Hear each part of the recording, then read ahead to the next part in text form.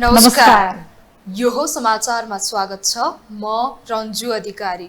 म मेनुका श्रेष्ठ। सुरुमा अहिलेसम्मका प्रमुख समाचार।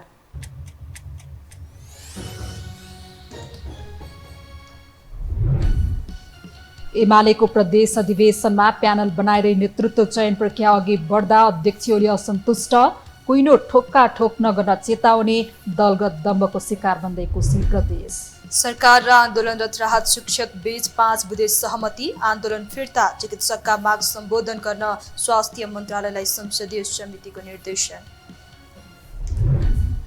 असन्तुलित खाना र व्यायाम अभावले मुटु रोगको जोखिम बढ्दो। 75 लाख जनता मुटु रोगी भएको अनुमान। खानपिनमा ध्यान दिन र समयमै जाँच गराउन चिकित्सकको सुझाव।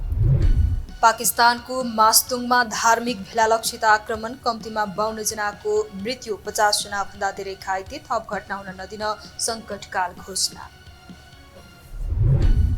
र राष्ट्रिय फुटबल टिमका फरवार्ड विमल घरती मगर पनि अस्ट्रेलिया पलायन। 1 वर्षमै 50 भन्दा धेरै खेलाडी विदेशीय। खेलकुद पदाधिकारी भने मुख दर्शक।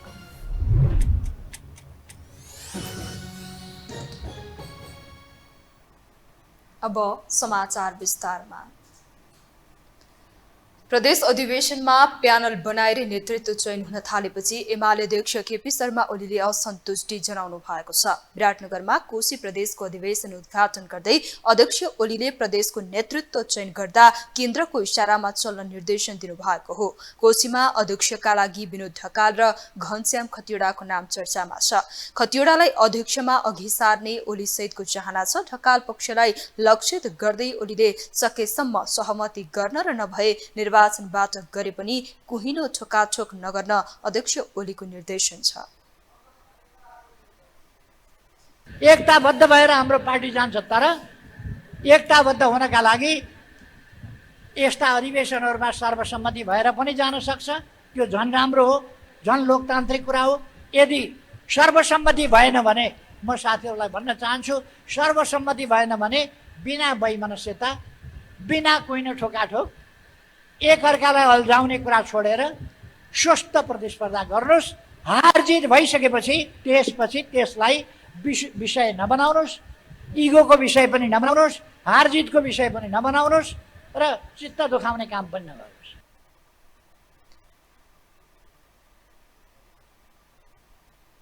बागमतीमा नयाँ नेतृत्व चयन गर्न मतदान जारी छ। पदाधिकारी सहित 83 र लेखा आयोग 7 पदमा निर्वाचन भइरहेको छ। अध्यक्षमा कृष्ण प्रसाद दाहाल र कैलाश ढुङ्गेल बीच प्रतिस्पर्धा छ। उपाध्यक्ष, सचिव र उपसचिवमा पनि प्यानल बनाएर प्रतिस्पर्धा चलिरहेको छ। प्रदेश कमिटिको 245 मध्ये 162 सदस्य भने निर्विरोध भएका छन्। उता कर्णाली प्रदेशको नेतृत्व छनौटका लागि निर्वाचन कार्यक्रम सार्वजनिक गरिएको छ। नयाँ नेतृत्व छनौटका लागि नेताहरूबीच सहमति नजुटेपछि मतदान प्रक्रिया सुरु गरिएको हो। निर्वाचन तालिका अनुसार भोलि 12:30 बजेदेखि निर्वाचन हुनेछ। सत्ता र सरकार गठनको सकसले कोशी प्रदेश संकटमा छ। राजनीतिक दल र नेतृत्वको स्वार्थमा कोशी प्रदेश अस्थिरताको भारी बोक्न बाध्य छ। सहमति सहितको निकास भन्दा दलगत दम्बको शिकार बनेको कोशीले तत्काल निकास पाउने सम्भावना झन न्यून बनेको छ। एक रिपोर्ट। पहिलो कार्यकालमा पहिचानको मुद्दा पेचिलो बन्दा प्रदेश नामकरण नै हुन नसकेको कोशी प्रदेश दोस्रो कार्यकालमा राजनीतिक अस्थिरताको रमिते थलो बनेको छ। सत्ता र शक्तिमा पुग्न राजनीतिक दल र नेतृत्व संविधानकै चिरहरण गर्दै आएका छन्। 10 महिनामा 4 पटक मुख्यमन्त्री फेरबदलको फेरिस्ता नै कोशीमा देखिएको अस्थिरताको दृश्य हो। अहिले संविधानको धारा 168 को उपधारा 3 अनुसार सबैभन्दा ठूलो दल नेकपा एमालेका संसदीय दलका नेता हिक्मत कुमार कार्कीले कोशीको नेतृत्व गरिरहेका छन्। सर्वोच्च अदालतको परमादेशले भदौ 22 गते दोस्रो पटक सत्तामा फर्किएका कार्कीले 30 दिनभित्र विश्वासको मत लिनुपर्ने संवैधानिक व्यवस्था अनुसार असोज 22 भित्र विश्वासको मत लिनुपर्नेछ। आफ्नो दलको एकल बहुमत नहुँदा एमाले अहिले एकीकृत समाजवादीलाई आफ्नो पक्षमा ल्याउने कसरतमा लागेका छन् भने अन्य दललाई पनि फकाइ नै रहेका छन्। प्रदेशका नेताहरू विश्वासको मत फकाउन सक्रिय रहँदा केन्द्रमा पनि यसको रस्साकस्सी सुरु भएको छ। तर एमाले अध्यक्ष केपी शर्मा ओली भने अरू दललाई फकाउनुको सट्टा धम्कीमा उत्रिएका छन्। मध्यावधिमा गए एमाले बहुमत ल्याउने दाबी सहित कि एमाले सरकार कि मध्यावधि निर्वाचनको पक्षमा ओली उभिएका देखिन्छन्। नेपाली कांग्रेससँग मिल्ने नमिल्ने भन्ने प्रश्न उठ्दैन, किन ऊ बेग्लै संसारमा छ। प्रादेशिक हिसाबमा पनि मध्यावधिमा जानु उपयुक्त होइन, तर मध्यावधितर्फ धकेल्ने कुरा बुद्धिमानीपूर्ण हुँदैन। धकेलियो भने पनि ठिकै छ, नेकपा एमालेलाई बहुमत ल्याउने अवसर मिल्छ। पहिलो पटक विश्वासको मत नपाएको एमाले दोस्रो पटक पनि विश्वासको मत पाउन मुस्किल छ। यसअघि एमालेलाई समर्थन गर्दै आएको राजेन्द्र लिङ्गदेन नेतृत्वको राप्रपाले प्रदेशसभाको ठूलो दल एमाले कांग्रेस मिलेर सरकार गठन गर्नुपर्ने पक्षमा छन्।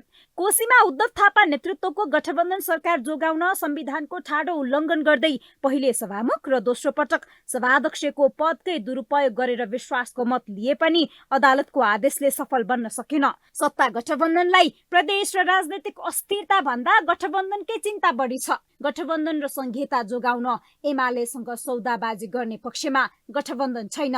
यदि हामी सहमति सहकार्य र एकताबाट जान सकेनौँ भने, किनभने हामीलाई म्यान्डेट पनि अघि भने म्यान्डेट पनि जनताको म्यान्डेट मिलेर जा भन्ने छ। त्यसर्थ राप्रसँग किन निर्णायक वार्ता भन्दाखेरि हामी गठबन्धनमा अहिले चाहिँ हाम्रो चाहिँ कांग्रेस, माओवादी, एकीकृत समाजवादी, जसपा लगायत हामी छौँ। यो विकल्प यो गठबन्धनमा चाहिँ राप्रपा आउँदाखेरि राप्रपाले के भनिरहेको छ भने मेरो आफ्नो बुझाइमा चाहिँ सङ्घ र प्रदेशमा चाहिँ सहभागिताको कुरा उठाइरहेको छ। उसले पार्टीको शीर्ष तहको नेतृत्वसँग कुरा गर्दाखेरि आज एउटा समिति दिएर राप्रसँग एउटा अझै हामीले निकटता बढाउन खोजिरहेका छौँ भने पहिचानको मुद्दाले कोशीमा अराजकता मौलाइरहेको छ। अर्कोतर्फ राजनीतिक दलहरूको अकर्मण्यताले राजनीतिक अस्थिरताको भुमरीमा कोशी छ। सरकार गठन राजनीतिक दाउपेचको विषय बन्दा हिक्मत कार्कीले पनि विश्वासको मत पाउने देखिँदैन। राजनीतिक जोड घटाउले लथालिङ्ग कोशीमा दलहरूबीच सहमति नभए मध्यावधि विकल्प छ। कोशीबाट नै मध्यावधिको सुरुवात नहोला भन्न सकिन्न। यो हो टेलिभिजनका लागि निम्लेकी शेर्पा, काठमाडौँ। नेकपा एकीकृत समाजवादीका अध्यक्ष माधव कुमार नेपालले देश र जनताको हितको निम्ति आफ्नो पार्टी सदैव अग्रपंक्तिमा उभिन तयार रहेको बताउनु भएको छ। समाजवादी जागरणको माध्यमबाट रोजगारी, सुशासन र समृद्धिको बाटोमा मुलुकलाई अघि बढाउन आफ्नो पार्टीले मेची महाकाली जागरण अभियान तथा संगठन विस्तार कार्यक्रम सुरु गर्न लागेको पनि उहाँले जानकारी दिनुभयो। असोज 14 गतेबाट पार्टीले झापाको मेची नदी किनारबाट अभियानको शुभारम्भ गर्दैछ। शुक्रबार पार्टी केन्द्रीय कार्यालय आलोक नगरबाट अभियानको पहिलो तयारी टोलीलाई विदाई गर्दै अध्यक्ष नेपालले अभियानले आम जनतालाई समाजवाद प्रति उत्साह ल्याउने र पार्टी कार्यकर्ता पंक्तिमा पनि जागरण ल्याउने विश्वास व्यक्त गर्नुभयो। उहाँले अभियानमा सहभागी हुन पनि सबैलाई आह्वान गर्नुभयो। अध्यक्ष नेपालले अभियानको क्रममा विभिन्न जिल्लाहरूमा विभिन्न कार्यक्रमहरू आयोजना हुने र त्यसले समाजवादको सन्देश आम जनताको घर दैलोमा पुर्याउने बताउनुभयो। 14 गतेबाट कोशी प्रदेशको झापाको कहाँबाट सुरु गर्छौँ? काँगडभिट्टा। त्यसमा पनि मेची नदीको किनारबाट सुरु गर्न गइरहेका छौँ अनि त्यहाँबाट हाम्रो त्यो यात्रा प्रारम्भ हुनेछ र बाटामा पर्ने सबै जिल्लाहरूमा विभिन्न कार्यक्रमहरू तय गरेका छौँ। त्यसअनुसार हामी सानो छोटो सभाहरू पनि आयोजना गरेका छौँ, ठुलो सभाहरूको पनि आयोजना गरेका छौँ, अन्तर्क्रियाहरूको पनि कार्यक्रम हामी राख्नेछौँ, विभिन्न संगठनको बैठकहरू पनि आयोजना हुनेछ, पार्टीका अन्य गतिविधिहरू, पार्टी सदस्यता, पार्टी प्रवेश, यी सबै अभियानहरू पनि चल्नेछन्। यो सबै गर्दै गर्दै गर्दै हामी महाकाली नदीको किनारमा पुग्नेछौँ। कञ्चनपुरमा कार्यक्रम सकेर त्यसपछि हामी कर्णाली प्रदेशमा प्रवेश गर्नेछौँ। अध्यक्ष नेपालले अभियानका क्रममा पार्टीको सदस्यता विस्तारको काम पनि हुने बताउनुभयो। उहाँका अनुसार अभियान असोज 28 गते महाकाली नदीको किनारमा पुगेर समापन हुनेछ।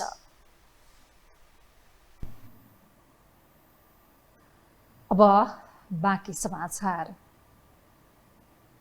सरकारको नेतृत्व माओवादी अध्यक्ष समेत रहेका पुष्पकमल दाहाल प्रचण्डले गरिरहे पनि निर्णय प्रक्रियामा भने कङ्ग्रेस सभापति शेरबहादुर देउवाको प्रत्यक्ष हस्तक्षेप देखिन्छ। पछिल्ला केही घटनाक्रमले यसको पुष्टि गरिसकेको छ। केही देउवाको दबाव त केही आफ्नै कारण पनि प्रचण्डले अब्जस पाइरहेका छन्। कङ्ग्रेसकै एक तबकाले सरकार असफल भएको रटान लगाइरहँदा सरकार भने सुशासनकै आश देखाइरहेको छ। एक रिपोर्ट। सरकारका पछिल्ला अधिकांश कदममा कार्यकारी प्रमुखको हिसाबले जस अपजसको भागीदार प्रधानमन्त्री पुष्पकमल दाहाल प्रचण्ड हुन्। सरकार प्रमुख प्रचण्ड नै हुन्, तर सरकार चाहिँ कसले चलाइरहेको छ यसको सोझो जवाब हो कङ्ग्रेस सभापति शेरबहादुर देउवा।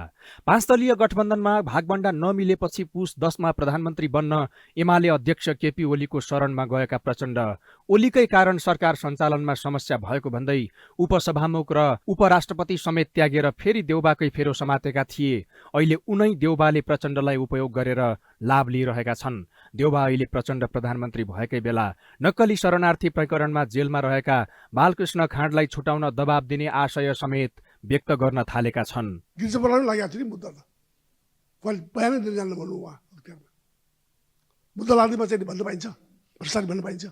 कला लगाएको छ यहाँ मुद्दा भुटान सडक कला कला पुरेछ मलाई पनि थाहा छ नि, मैले भने पनि। त्यस कारण चाहिँ नि यसरी चाहिँ नि प्रमाण नभइकन दोष लाग्दैमा भ्रष्ट भन्नु हुँदैन। मैले भनिसकेँ अभियोग लाग्नु दोष प्रमाण हुनु फरक कुरा हो। अभियोग लागेको छ, मैले खराब भन्दिनँ, लाग्नुलाई मैले राम्रो गरेँ जबसम्म प्रमाण हुँदैन तबसम्म निर्दोषी भन्नुपर्छ नि। शेरबहादुर देउवाको दबावमा के निर्णय भयो त? नक्कली भुटानी शरणार्थी प्रकरणमा दोस्रो चरणको अनुसन्धान सुरु गर्ने क्रममा आर्जु देउवा र मन्जु खाँड समेत अनुसन्धानमा तानिने डरले देउवाले अनुसन्धानमा संलग्न प्रहरी अधिकृतलाई मापदण्डको धज्जी उडाएर सरुवा गर्न दबाब दिए, जसमा देउवाले केही गर्ने हुटुटी लिएका गृहमन्त्री नारायण काजी श्रेष्ठलाई अघि बढ्नै दिएनन् भने प्रधानमन्त्री प्रचण्ड पनि देउवाका सामु निरीह बने। संविधान दिवसको अवसरमा नेपालगञ्जमा दिउँसै खुडा प्रहार गरी हत्या गरेर जेल जीवन बिताइरहेका रिगल भनिने योगराज ढकाललाई सरकारले आम माफी दिएको छ। तरुण दलका तत्कालीन क्षेत्रीय सभापति समेत रहेका उनलाई देउवाकै छत्र छायामा आम माफी दिएको बुझ्न समस्या छैन। देउवाकै दबावमा अघिल्लो राष्ट्रपतिले दराजमा थन्क्याएर निष्क्रिय बनाएको नागरिकता विधेयक प्रचण्ड नेतृत्वको सरकारकै दबावमा राष्ट्रपति रामचन्द्र पौडेलले प्रमाणीकरण गरे। देउवाको दबावको श्रृङ्खला यतिमा मात्रै रोकिएको छैन। प्रहरीलाई ज्यान मार्ने धम्की दिने नेपाली कङ्ग्रेस कोशीका प्रदेशसभा सांसद खगेन सिंह हाङगाम खुलेआम हिँडिरहेका छन्। उनका अराजक अभिव्यक्तिमा समेत कङ्ग्रेसले काँध थापेको बुझ्न समस्या छैन। सरकार भने सुशासनकै रटान लगाइरहेको छ।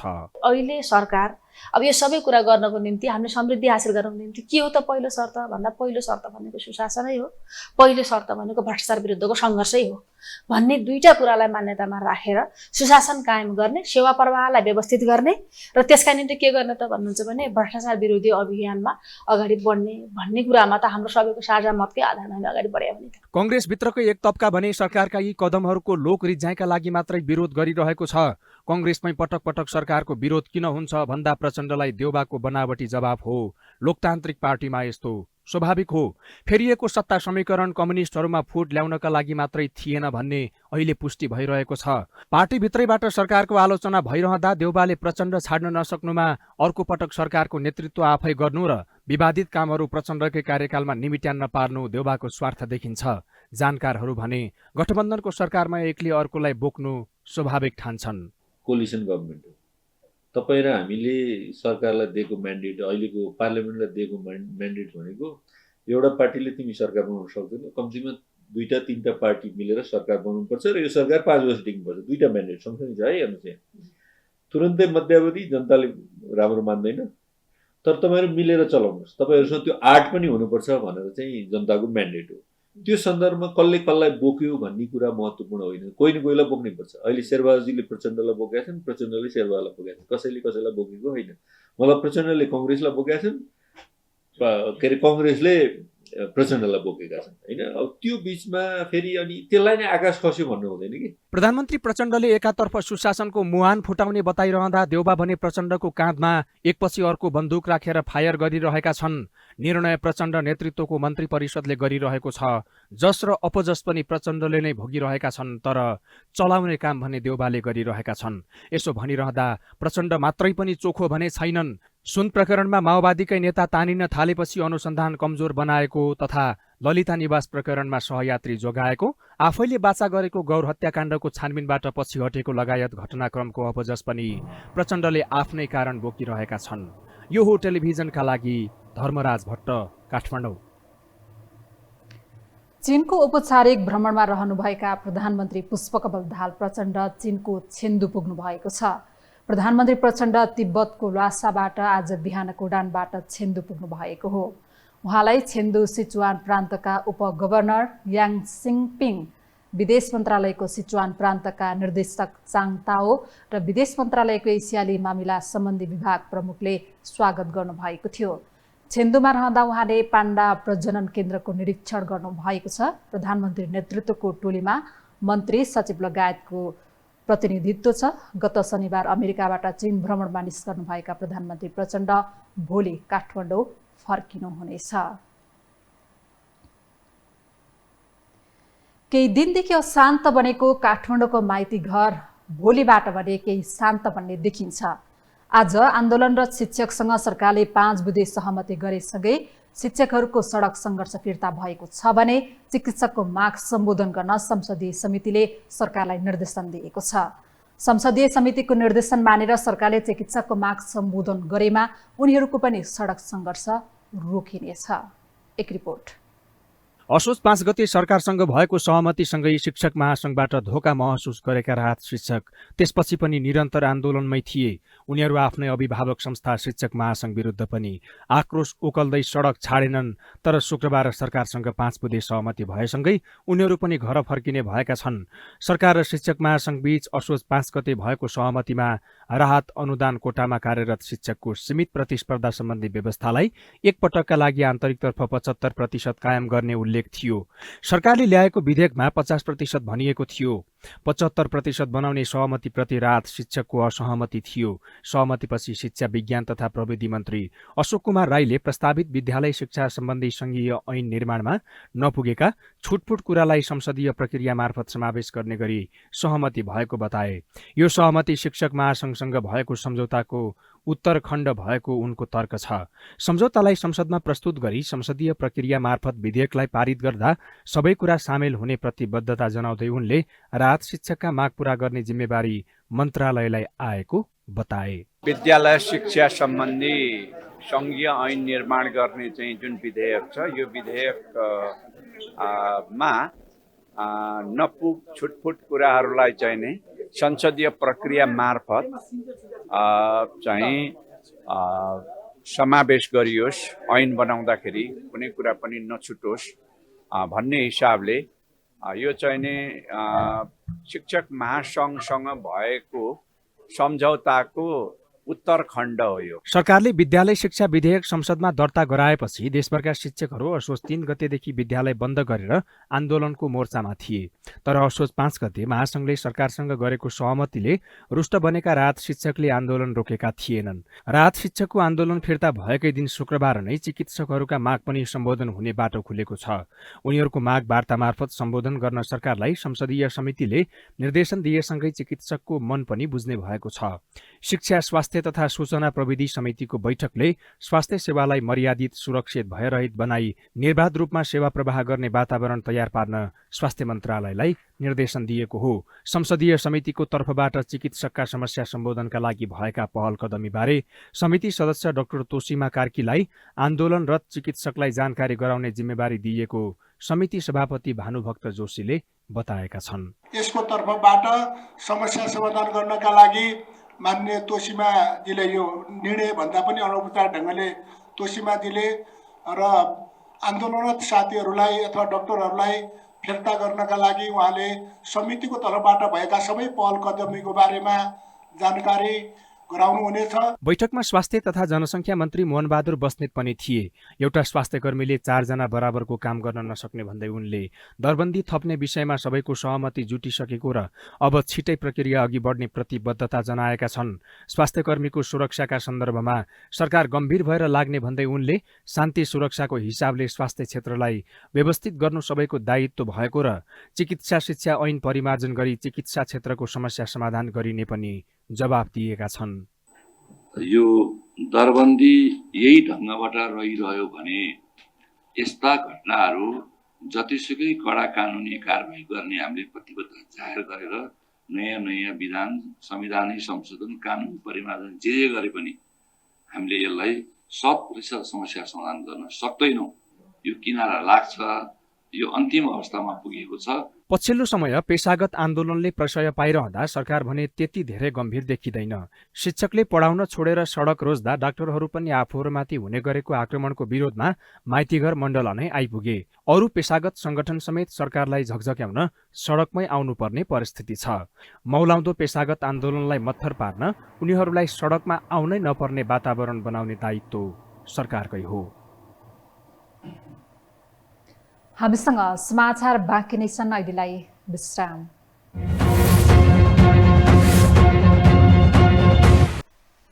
विश्रामपछि स्वागत छ। अब बाँकी समाचार।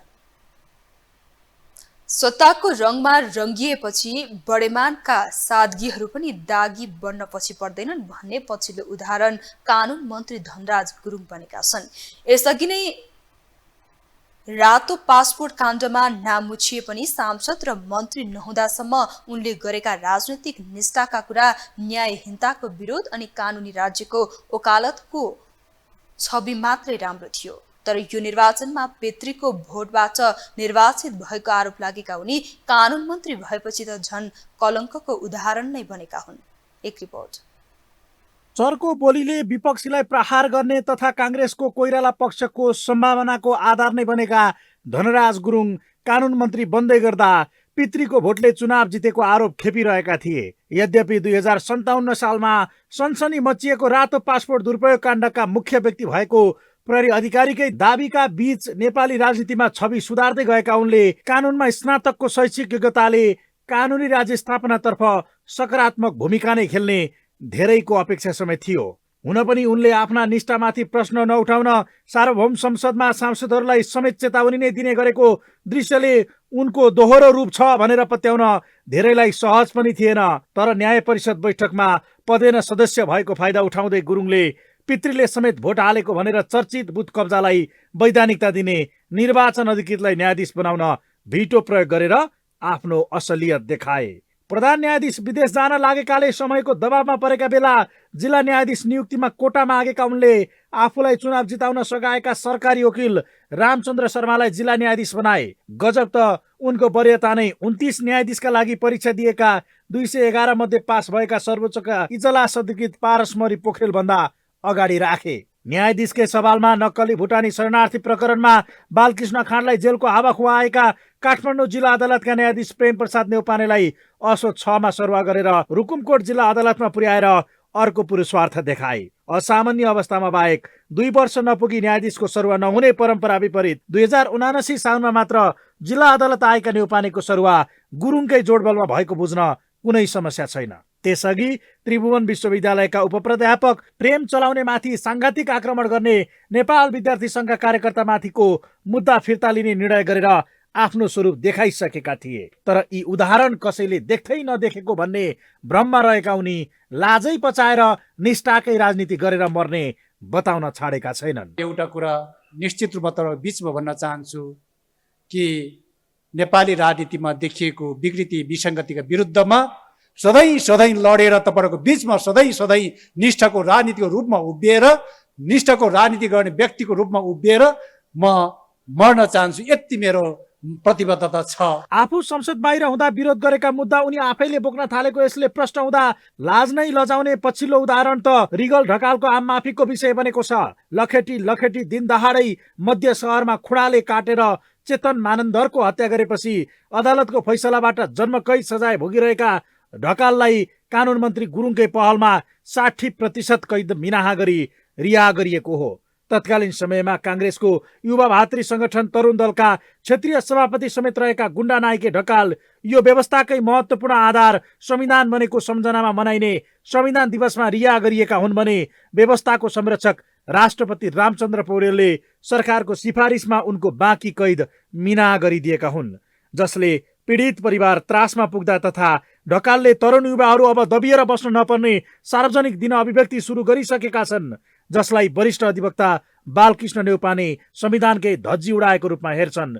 फलत अहिले जसले जे मन लाग्यो त्यही गर्ने परिपाटी नै बढेको उनको बुझाइ छ। कार्यान्वयन नै नगर्ने भए किन संविधान बनाएको भन्ने प्रश्न गर्ने नेउपाने यसले कानुनी राज्यको उपहास गरेको तर्क गर्छन्। फेल भएका मान्छेलाई डाक्टरलाई अपरेसन गर्न दिनु भने के हुन्छ? बिरामी मर्छ। यहाँ पनि त्यही भयो, यहाँ त्यही भयो भनेपछि जम्मै न्याय प्रणाली नै सिद्ध्याइदिनु भयो उहाँहरूले। केही पनि नभएर उहाँको हुकुम चल्यो, संविधान विपरीत भयो। संविधानमा उहाँले बनाएको संविधान फेरि मैले बनाएको होइन। जसले कुनै एक पात्र वा व्यक्ति मात्र नभई व्यवस्था नै भ्रष्टाचारीले चलाएको आरोपलाई मलजल गर्दा धनराज त्यसको एक उदाहरण मात्र हुन्, जो सांसद र मन्त्री नहुँदासम्म राजनीतिक निष्ठाका कुरा गर्थे, दण्डहीनताको विरोध अनि न्यायको वकालत गर्थे। तर कानुन मन्त्री भएपछि माथ चढेका उनी अहिले आफ्ना पूर्व मान्यताबाट च्युत मात्र भएका छैनन्, न्यायमा निरन्तर धाँधली गरिरहेका छन्। अर्थात् देशलाई सक्न कसले कति भूमिका खेल्ने भन्ने अघोषित प्रतिस्पर्धाका बीच कानुन मन्त्री नै त्यसको प्रतियोगी बनेका छन् भने आम नागरिकका आँखामा लागेको राम्रा नेताको भ्रमको जालो तोडिन थालेको छ। अर्थ समितिले समितिको कार्यविधि 2080 स्वीकृत गरेको छ। शुक्रबार बसेको प्रतिनिधि सभा अन्तर्गतको अर्थ समितिले समितिको कार्यविधि मस्यौदामाथि दफावार छलफलपछि कार्यविधि स्वीकृत गरेको हो। बैठकमा समिति सभापति सन्तोष सालिसेले अर्थ समिति सञ्चालन कार्यविधि 2080 सर्वसम्मतिले पारित भएको बताउनुभयो। यस्तै अर्थ समिति सभापति चालिसेले अर्थ समितिले सरकारलाई दिएका 80% निर्देशन कार्यान्वयन नभएको बताउनु भएको छ। बैठकको भत्ता मात्रै लिनको लागि बैठक बसेर निर्देशन दिने तर सरकारले कार्यान्वयन नगर्दा नकारात्मक सन्देश गएको बताउनुभयो। समितिले अहिलेसम्म दिएका निर्देशन पालना नभएको र सरकारले गरेका निर्णय कार्यान्वयनको विषयमा समितिले व्यापक छलफल गरी अनुगमन गर्न आवश्यक रहेको बताउनुभयो। भित्रमा मुलुकभरिका अव्यवस्थित रूपमा रहिरहेका चाहिँ गाडीहरू 2 महिनाभित्र चाहिँ यसलाई चाहिँ निलाममा लाने भनौँ न। आज 2 महिना भने आज कति महिना हो? यति ठुलो राजस्व आउने चिजमा हामी सुतेर बसेका देख्दा, कसैले चासो नराखेका देख्दा, अब भन्सारको चाहिँ प्रमुखले फोन गरेर अर्थ समितिलाई चाहिँ आइदिनुहोस्, यहाँ हेरिदिनुहोस् भनेर अवस्था। अब यसरी चाहिँ हामी जाने र अर्को सबैभन्दा महत्त्वपूर्ण म तपाईँलाई भन्छु, आजसम्म भएका कुनै पनि समितिका निर्णयहरू आजसम्म भएका निर्णयहरू 80% लागू भएको छ। हाम्रो निर्देशन कार्यान्वयन भएको छ 80%। भन्सार प्रमुखहरूले अर्थ समितिलाई फोन गरेर भन्सार अनुगमनको लागि आग्रह गरेको उहाँले बताउनुभयो। उहाँले भन्सारमा ठूलो रकमको राजस्व गुम्दा समेत सरकार मौन बसेर राजस्वको चिन्ता गर्ने काम मात्रै भएको समेत बताउनुभयो। अब बाँकी समाचार। विश्वभर नै मुटुको समस्या लिएर अस्पताल पुग्नेहरूको संख्या बढ्दो क्रममा छ। नेपालमा पनि व्यस्त र अस्वस्थ जीवनशैलीले मुटु रोगीहरूको संख्या बढ्दै गइरहेको छ। मुटु रोग तथा यसबाट हुन सक्ने क्षतिलाई कम गर्नका लागि विश्वभर वर्षको एक दिन मुटु दिवस मनाउने गरिन्छ। एक रिपोर्ट। आज 29 सेप्टेम्बर अर्थात् मुटु रोग दिवस। युज हार्ट नो हार्ट अर्थात् मुटुको प्रयोग गरौँ, मुटुबारे जानौँ भन्ने नाराका साथ आज विश्वभर यो दिवस मनाइएको छ। वर्षभरि मुटु रोगले 2 करोड मानिसको ज्यान जाने डरलाग्दो तथ्याङ्क सार्वजनिक भइरहेको अवस्थामा मृत्यु हुनुको प्रमुख कारक तत्त्वको 1 नम्बरमा पनि यसैलाई लिने गरिन्छ। नेपालमा कुल मृत्युको 71% नसर्ने रोगका कारण हुने गर्छ। त्यसैमध्ये सबैभन्दा जोखिम मुटु रोग 28% हुँदा प्रमुख समस्याको रूपमा देखा पर्दै आएको छ। नेपाल हृदय रोग निवारण प्रतिष्ठानका अनुसार हाल नेपालमा कुल जनसङ्ख्याको 25% अर्थात् करिब 75 लाख जनता मुटु रोगी भएको अनुमान छ। नेपालमा करिब 30% वयस्कलाई उच्च रक्तचाप छ, 20% लाई कोलेस्ट्रोल छ भने 10% लाई मधुमेह छ। त्यस्तै 1% बालबालिकालाई बाथ मुटु रोग छ। पछिल्लो समय युवा अवस्थामा मुटु रोगको समस्या बढ्दै गएको चिकित्सकहरू बताउँछन्। अहिले डरलाग्दो अवस्था छ। यसमा के छ भने पहिला हामीले काम सुरु गर्दाखेरि 50-60 भन्दा बढ्ता उमेर भएको मान्छेलाई हार्ट एट्याक भए देखिन्थ्यो भने अलि पछिल्लो समयमा यो हार्ट एट्याक यङ भइरहेछ, जवान भइरहेछ। किनभने अब 35 देखि 55-60 को मान्छेलाई म्याक्सिमम हुन्छ हार्ट एट्याक। अहिले हामीले अनेक सबै अस्पतालको क्लिनिकहरूको हामीले स्टडी गरेर हेर्दाखेरि त्यही ग्रुपमा धेरै हार्ट एट्याक भएको देखिएको छ। मुटु रोगबाट नेपाल सहित विकासोन्मुख मुलुक बढी प्रभावित छन्। मुटुजन्य रोग बढ्नुको मुख्य कारण बदलिदो खानपान र जीवनशैली भएको विशेषज्ञहरू बताउँछन्। धनी, गरिब, बालक, युवा, वृद्ध कुनै वर्ग वा उमेर समूह नचिन्ने यसबाट कोही जोखिम मुक्त छैनन्। तर लैङ्गिकतामा भने यसले केही फरक पार्छ। महिलाको तुलनामा पुरुष हृदय रोगको उच्च जोखिममा पर्ने मुटु रोग विशेषज्ञ बताउँछन्। तर महिलालाई हुँदै नहुने भने होइन।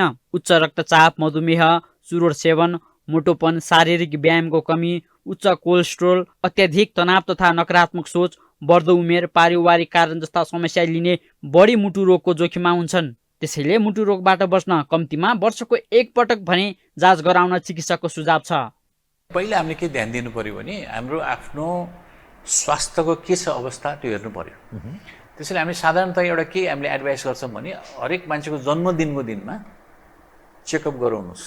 जन्मदिनको हरेक वर्षमा एकपटक। जन्मदिन अरू काम केही गर्नु पर्दैन, केक नखाए पनि हुन्छ, बरु चेकअप गराउनुहोस्। त्यसमा आफ्नो कोलेस्ट्रोल के छ, सुगर के छ, ब्लड प्रेसर के छ, ओजन ठिक छ कि छैन, यी कुराहरू सबै हेरेर रिस्क फ्याक्टर जुन हामीले कारक तत्त्व भन्यौँ के छ त्यो हेर्नु पर्यो र त्यसलाई ठाउँमा राख्नु पर्यो। राख्ने बित्तिकै धेरै नै कम हुन्छ। 80% मुटु रोगबाट बचाउन सकिन्छ यदि हामीले आफ्नो लाइफस्टाइल चेन्ज गऱ्यौँ भने। यो प्रमाणित डाटा हो।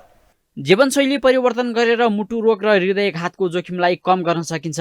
मुटु रोगबाट बच्न खानामा विशेष ध्यान दिन जरुरी छ। रेसा र चोकरयुक्त खाद्यान्नको समायोजन गर्दै सलाद, हरिया सागसब्जी जस्ता खानालाई प्राथमिकतामा राख्न जरुरी छ। भिटामिन ए, सी र ई पाइने खानेकुरा र एन्टिअक्सिडेन्ट युक्त भोजन मुटु रोगीका लागि अपरिहार्य हुने गर्छ। यसबाहेक नियमित व्यायाम, सकारात्मक सोच र नियमित चिकित्सकसँगको परामर्श गर्न पनि आवश्यक छ। मुटु रोग तथा यसबारे हुन सक्ने क्षतिलाई कम गर्नकै लागि विश्वभर वर्षको एक दिन मुटु दिवस मनाउने प्रचलन रहँदै आएको छ। विश्व मुटु फेडरेसन र विश्व स्वास्थ्य सङ्गठनले सन् 2000देखि सेप्टेम्बरको अन्तिम आइतबारलाई विश्व मुटु दिवसका रूपमा मनाउन थाले पनि सन् 2022देखि भने सेप्टेम्बर 29 तारिकलाई विश्व मुटु दिवसका रूपमा मनाउन थालिएको हो। यो हो टेलिभिजनका लागि निरज कोइराला, काठमाडौँ। दोलखाको सिङ्गटीबाट थप 3 किलो सुन बरामद भएको छ। बिगु गाउँपालिका 3 स्थित सिङ्गटीबाट थप 3 किलो सुनसहित बरामद भएको सुनको परिमाण 7 किलो पुगेको छ। यसअघि बुधबार प्रहरीले 4 किलो सुन बरामद गरेको थियो। चीनको रोङजिया नाका मार्फत ठूलो परिमाणमा सुन पैदल मार्गबाट भित्रिएको अनुमानका आधारमा प्रहरीले त्यस क्षेत्रमा निगरानी बढाएको छ। आइतबारबाट चीनको रोङजिया र कोलदुम नाका चीनले एक साताका लागि खोलिदिएको छ। रोङजिया नाकाबाट चीनको फलाक पुगिने भएकाले यही नाकाबाट अवैध सुन नेपालतर्फ भित्रिएको प्रहरीले जनाएको छ। सुन तस्करीको आरोपमा अहिलेसम्म 5 जना एकै गाउँका पक्राउ परिसकेका छन्।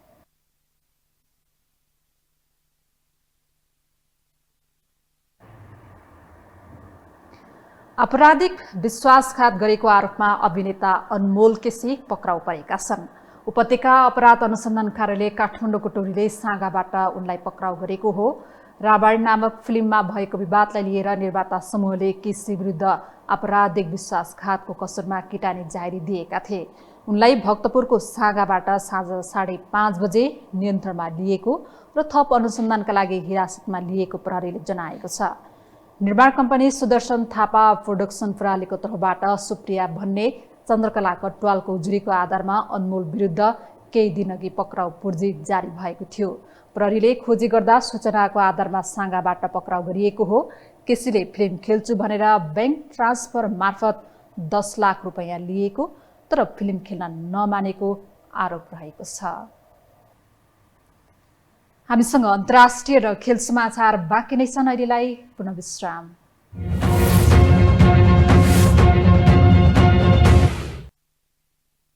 पछि पुनः स्वागत छ। अब पालो अन्तर्राष्ट्रिय समाचारको।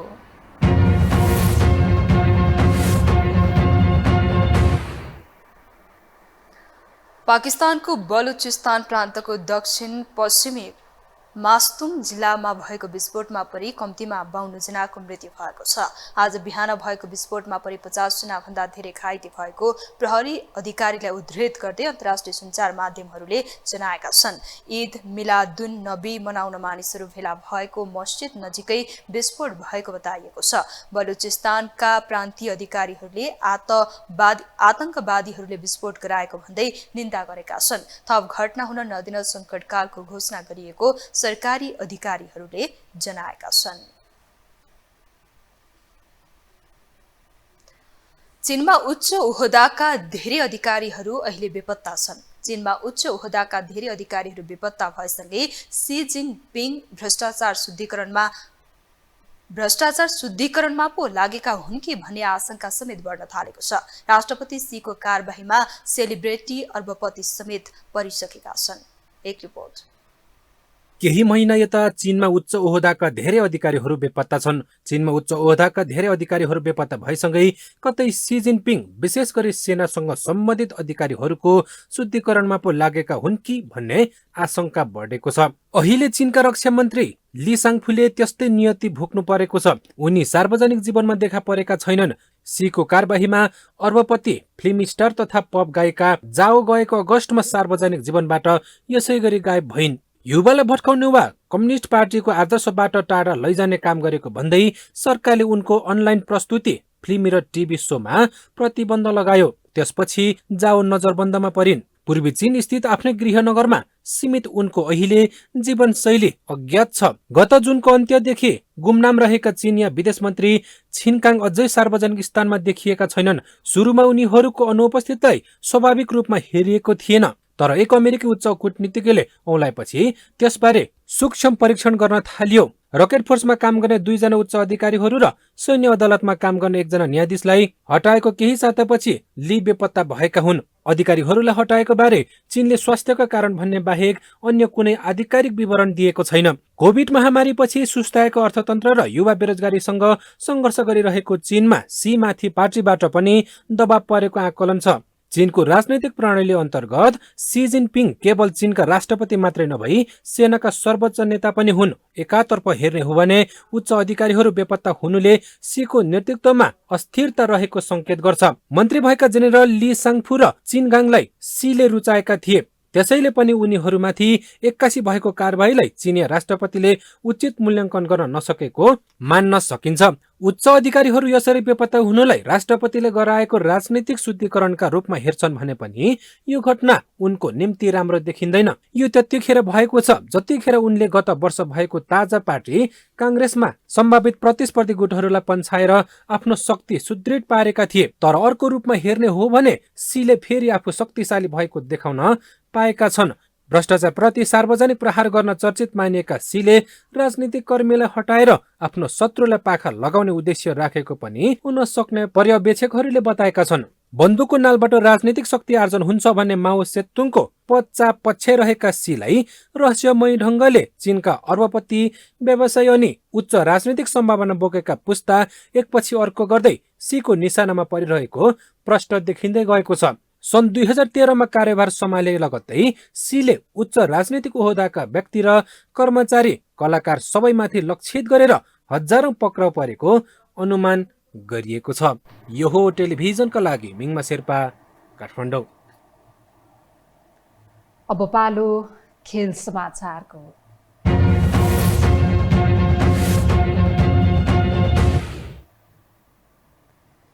नेपाली राष्ट्रिय फुटबल टिमका फरवार्ड विमल घरती मगर अस्ट्रेलिया गएका छन्।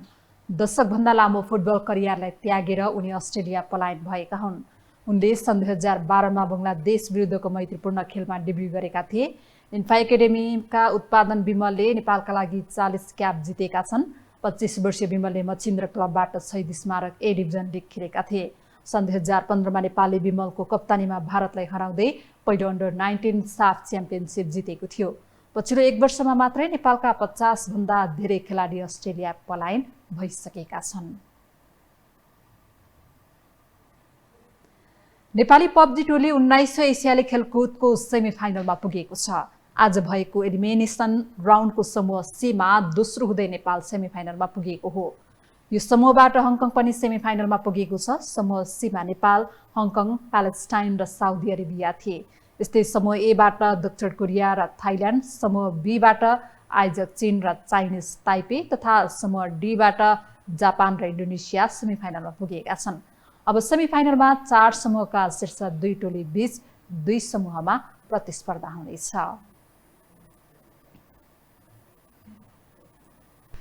खेल समाचार सँगै हामी यो समाचारको अन्त्यमा आइपुगेका छौँ। बिदा हुनु अघि प्रमुख समाचार पुनः एकपटक।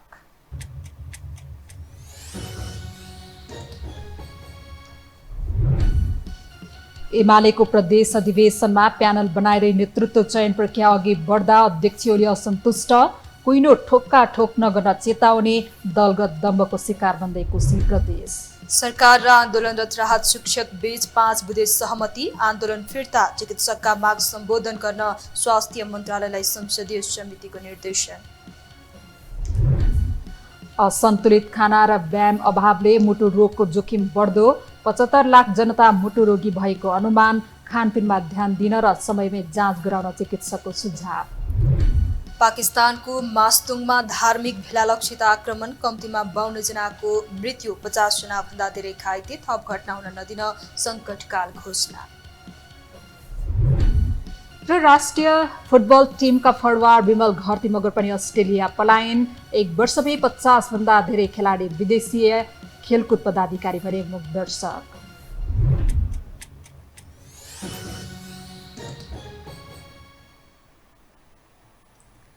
हवस् त यो समाचार सकियो। समाचार बुलेटिनका साथै यो टेलिभिजनका सम्पूर्ण कार्यक्रम यो टेलिभिजन.com, यो खबर.com, युट्युब र फेसबुकमा पनि पढ्न र हेर्न सक्नुहुनेछ।